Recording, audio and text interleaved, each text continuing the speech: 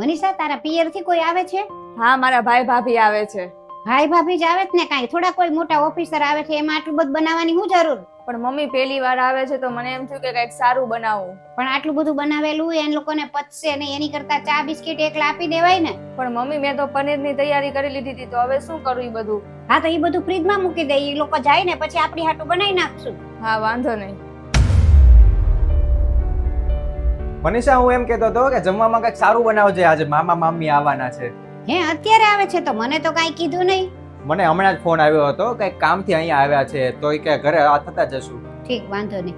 મનીષા, તું જે બનાવતી હતી ને એ બધું બનાવી નાખજે, કારણ કે આવે છે ભાઈ ભાભી તો જમીને જ જાશે ને. હા મમ્મી, બનાવી નાખું. અને જમવાનું બનાવું છું તો મારા ભાઈ ભાભી માટે બનાવી નાખું. હા હા, બનાવી નાખ.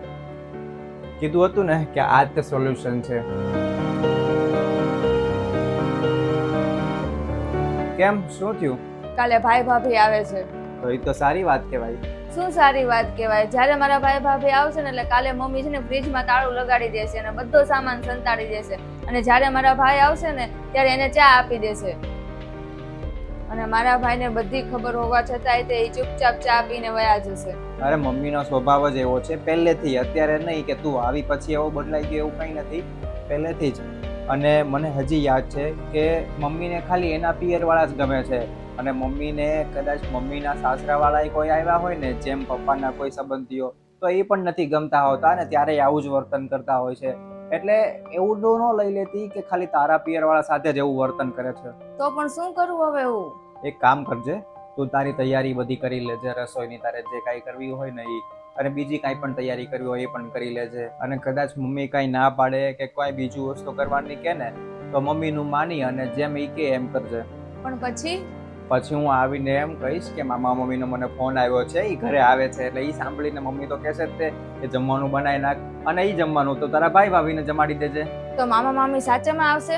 અરે, એ નહીં આવે, એનું તું ચિંતા ન કર, એ બધું હું સંભાળી લઈશ. પણ મમ્મીને બધું સાચી ખબર પડી ગઈ તો સમજાવી દઈશું એ સમયે. અને ખોટા આપણે નથી, ખોટા મમ્મી છે, એટલે શાંતિથી પૂરું થતું હોય ને તો શાંતિથી પૂરું કરી દેવાનું. હા, તમારો આઈડિયા કામ કરી ગયો.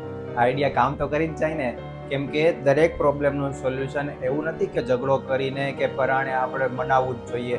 ક્યારેક ક્યારેક આપણે સારી રીતે પણ ઝઘડાનું સોલ્યુશન લાવી શકતા હોઈએ છીએ. હવે કદાચ જો આપણે એવું કીધું હોત કે ના ના, મનીષાના ભાઈ ભાભી જ આવે છે અને મામા મામી નથી આવતા, એવું કાંઈ જ વાત આપણે ન કરી હોત તો અત્યારે ઝઘડો થાત, ઘણું બધું થાત. અને પરાણે તારે કદાચ બનાવવું જ હોય તો એ પરાણે બનાવવું પડે જમવાનું, અને એની સામે એટલે કે તારા ભાઈ ભાભી સામે મમ્મીનું મોઢું પણ બગડે, સારું પણ ન લાગે, અને કદાચ એની સામે પણ એ ઝઘડો કરી દે તો એ સમયે પણ ખરાબ થાત અને તારા પિયરવાળાને પણ ખરાબ લાગે. એટલે અત્યારે તો આપણે સારું કહી દીધું, પછી સમય આવતા મમ્મીને સમજાવી દેશું.